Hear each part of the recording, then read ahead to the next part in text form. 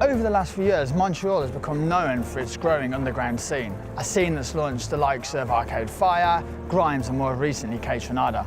I'm here for a few days and I'm really excited to see what the city has to offer, to experience its Gallic charm and to see if it lives up to its reputation as the cultural capital of Canada. I've come to Little Burgundy, an area synonymous with Montreal's jazz heritage, to meet with Milk and Bone, an electro-pop duo, schooled in jazz but carving their own sound. So this is Oliver Jones, the jazz pianist, and then around the corner there's also a mural of Oscar Peterson.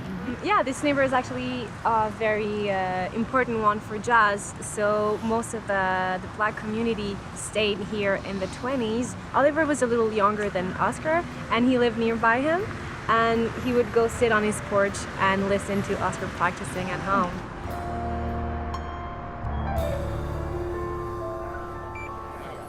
So where have you taken us today for lunch? This is Butterbloom. It is our new favorite cafe/restaurant. We're in Maryland right now, so everything's really nearby. So it's a very, very artistic area where you find like everyone kind of comes together. So the city hosts the biggest jazz festival in the world. It does, and it has actually the perfect setting for it because we have a place downtown called Quartier des Spectacles. There's a huge stage there, and sometimes there are various other stages around. How would you classify your music? Not jazz, for sure. It's not jazz.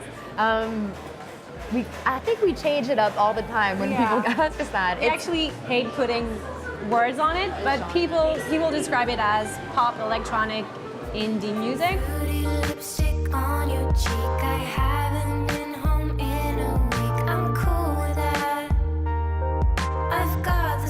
And is it a Montreal sound?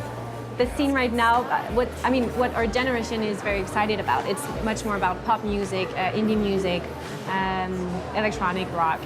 There's so many artists who I feel like people don't even know are from Montreal. Like we're talking about Arcade Fire and Grimes, for example. Grimes isn't actually from here, but she lived here for a while, and I think that's when she created her first album. There's a lot of artists who come from other cities or other province of Canada to live in Montreal to create, because they know about the artistic community. Yeah, exactly. So I think that's what Grimes did. That's what Soul did, which is a new band we really, really like. Yeah, and it's such a small scene. I feel like everyone knows each other, and it's a really fun time to be creating. And the scene is so exciting. Everyone is making such beautiful music. I'm very proud of our scene right now.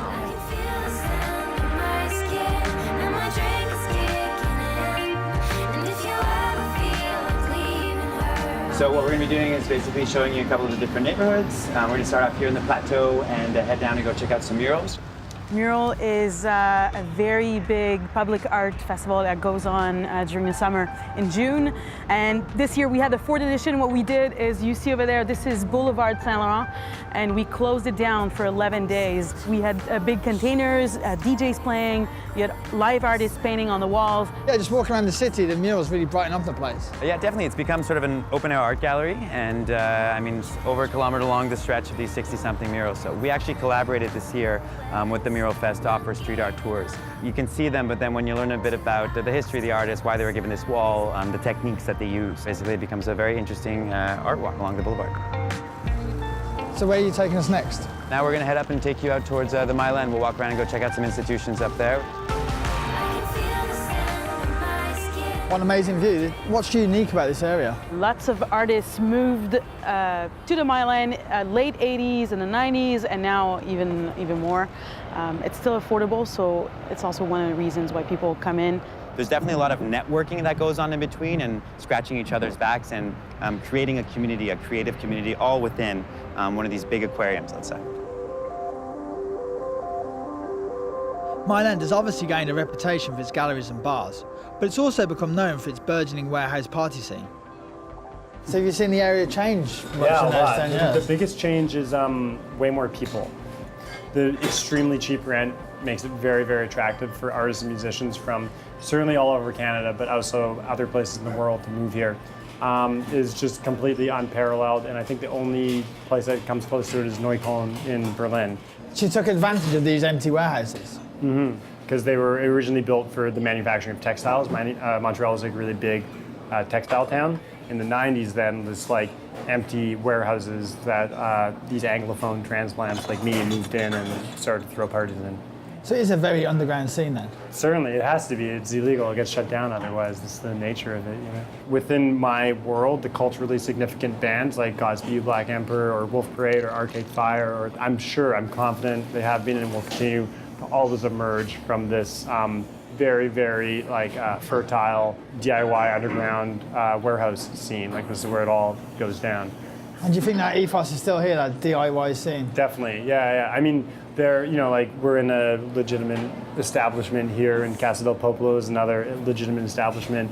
Often we'll do an official show here, and then on the Thursday and then on the Friday we'll do unannounced underground show at one of the warehouses. And this way they kind of get to see both sides of what Montreal is. If I'm coming here wanting to go to a warehouse party, how would I find out about it and would I be welcome? I think one thing that makes these parties really amazing and definitely different from a lot of other clubs that you go to here and elsewhere in the world is that everyone is welcome. Finding about it's more difficult. You kind of need to know someone who knows about it. But if you've got that person, then yeah, I mean, you'd be very welcome there.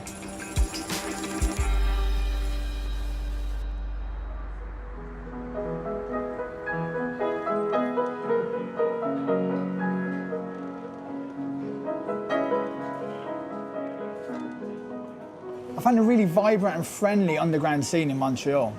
A scene that's excitingly independent and with a real DIY culture that's pretty inspirational.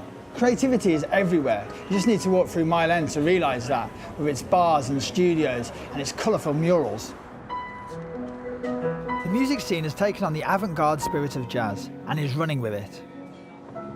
Montreal is a beautiful city with lots to offer.